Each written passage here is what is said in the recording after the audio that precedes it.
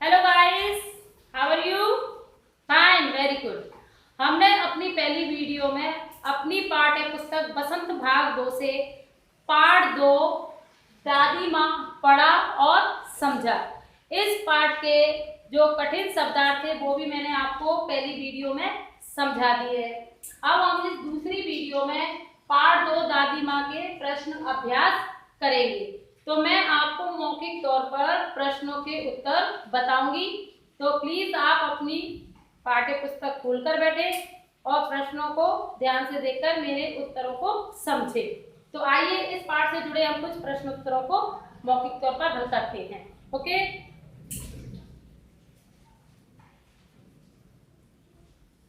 प्रश्न अभ्यास कहानी से।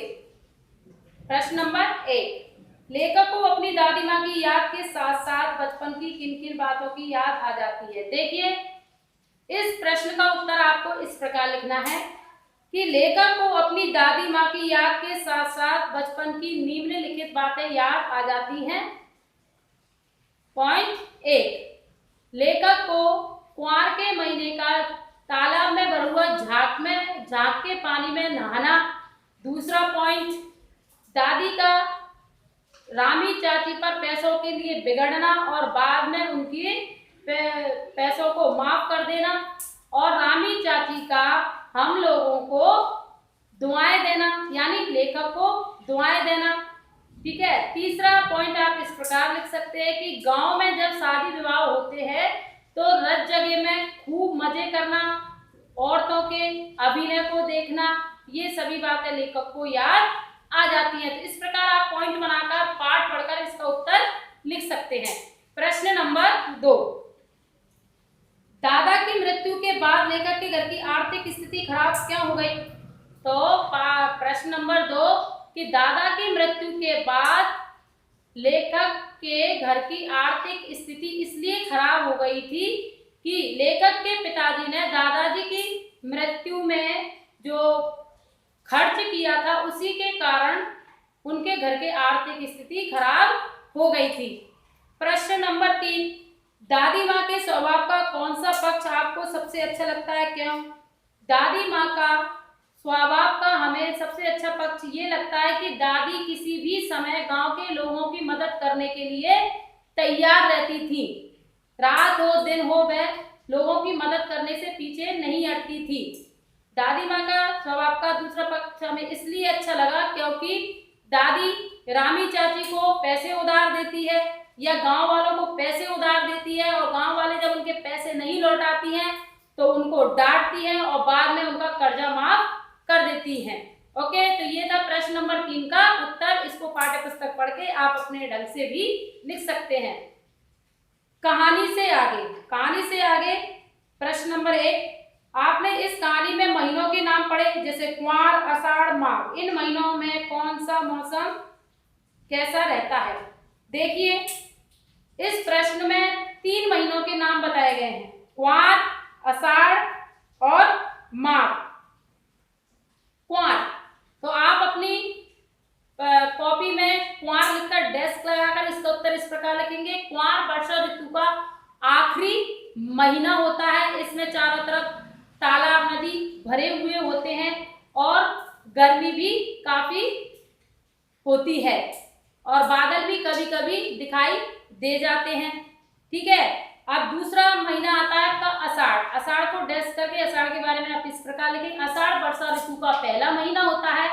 इस मौसम में चारों तरफ हरियाली हरियाली होती है, सभी कुएं तालाब नदी भरे हुए होते हैं, चारों तरफ हरी हरी घास दिखाई देती है और सभी पशु पक्षी खुले वातावरण में हरियाली में अपने आप को सुखद महसूस करते हैं। तो आप आषाढ़ के बारे में इस प्रकार लिख सकते हैं। तीसरा महीना है आपका माघ।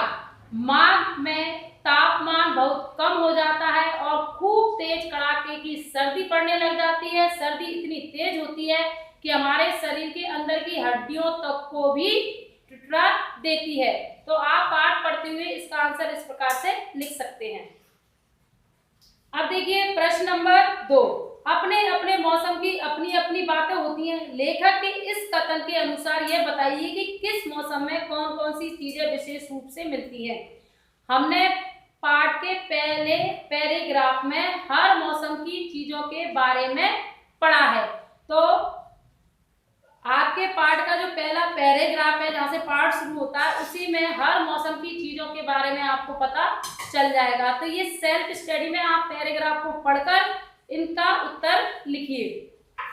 अब देखिए अनुमान और कल्पना का पहला प्रश्न। इस कहानी में कई बार ऋण लेने की बात आपने पढ़ी। अनुमान लगाइए कि किन किन पारिवारिक परिस्थितियों में गांव के लोगों को ऋण लेना पड़ता होगा और यह उन्हें कहां से मिलता होगा। बड़ों से बातचीत कर विषय पर लिखिए। वैसे तो आपको इसको सेल्फ स्टडी में करना है, लेकिन फिर भी मैं आपको इसके उत्तर लिखने का तरीका बता देती हूँ।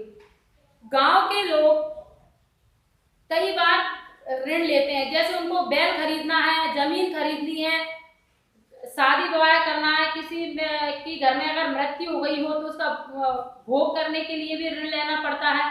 ये गांव के लोग ये सब ऋण कहाँ से लेते हैं? या तो गांव में जो साहूकार व्यक्ति होते हैं उनसे ब्याज पर पैसा लेते हैं। यदि उनको खेती बाड़ी के लिए ट्रैक्टर खरीदना है, कहीं जमीन खरीदनी है, बच्चों को बाहर पढ़ाने के लिए भेजना है, तो वे बैंक से भी लोन लेते हैं।